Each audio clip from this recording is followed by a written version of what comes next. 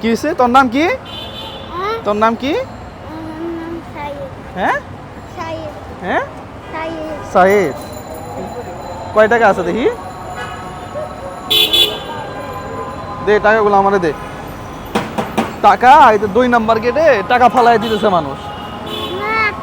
বিশ্বাস করে না, টাকা মানুষ ড্রেনের মধ্যে ফালাই দিতেছে 2 নাম্বার গেটে।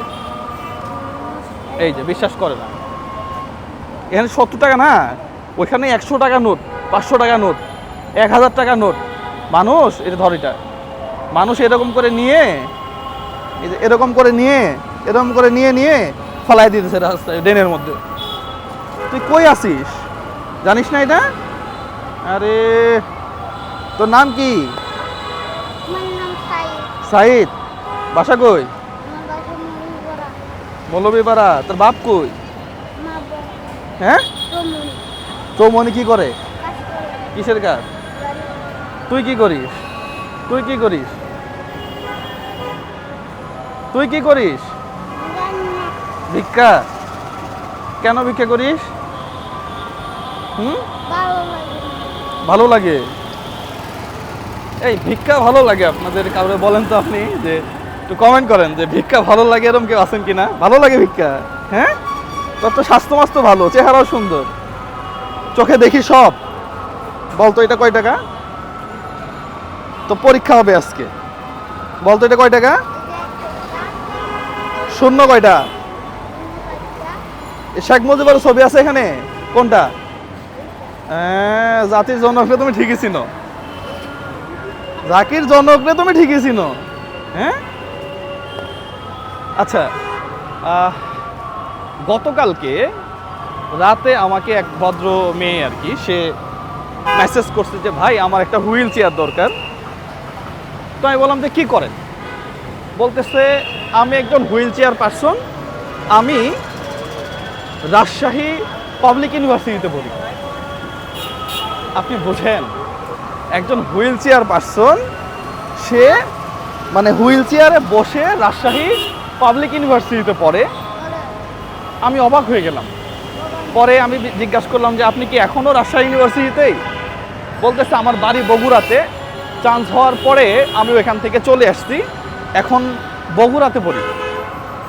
তার মানে একজন হুইল চেয়ার পার্সনও পড়ালেখা করতে পারে।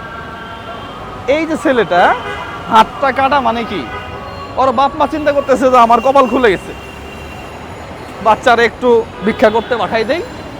আর আমাদের মতো মানুষ যারা আছি এরাও ইমোশনাল, হ্যাঁ, 2 টাকা 4 টাকা 5 টাকা দিয়ে দেই।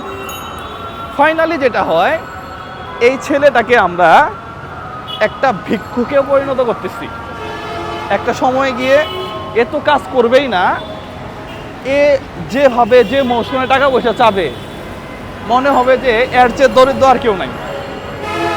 আমার মনে হয় একজন প্রতিবন্ধীকে মানে ভিক্ষা হিসাবে বেছে নেওয়াটা, এটা আমার কাছে খুবই অযৌক্তিক মনে হয়। আপনার কাছে কি মনে হয় আমি জানি না। একজন প্রতিবন্ধী কত কিছু করতে পারে, ওই রাজশাহী ইউনিভার্সিটির ওই মেয়েটা হচ্ছে তার এক্সাম্পল। আমি মনে হয় কথা বোঝাইতে পারি নাই। রাস্তায় অসংখ্য, একটু ঘোরায় দেখাও ক্যামেরাটা, দেখেন এখানেই আছে,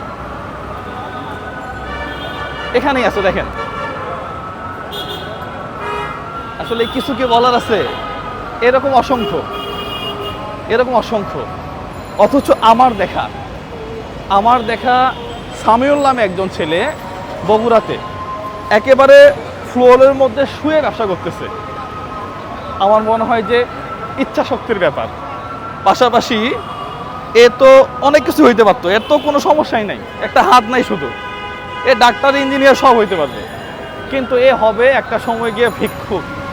ভিক্ষুক হবি না? কি হবি? ভিক্ষুক হবে। ভাত খাইছিস? দুপুরে ভাত খাইছিস? কেন খাবি? টাকা নাই? আছে তো 70 টাকা আছে তো, দেখি দে। ওগুলা কি করবি? এখন আপনি বলেন আমাকে, ওকে টাকা দেওয়া উচিত কিনা? আমার কাছে মনে হয় যে এই ধরনের ছেলেদেরকে সাহায্য করা বন্ধ করে দেওয়া উচিত, তাহলে এরা আর বাহিরে বের হবে না। এরা তখন চিন্তা করবে যে না, পড়ালেখা করা উচিত, এর বাবা মাও চিন্তা করবে যে না স্কুলে দেওয়া উচিত। সবাই ভালো থাকবেন, সুস্থ থাকবেন। আমার মনে হয় যে শিক্ষার একটা লাইসেন্স করা উচিত। আসসালামু আলাইকুম ওয়া রাহমাতুল্লাহ।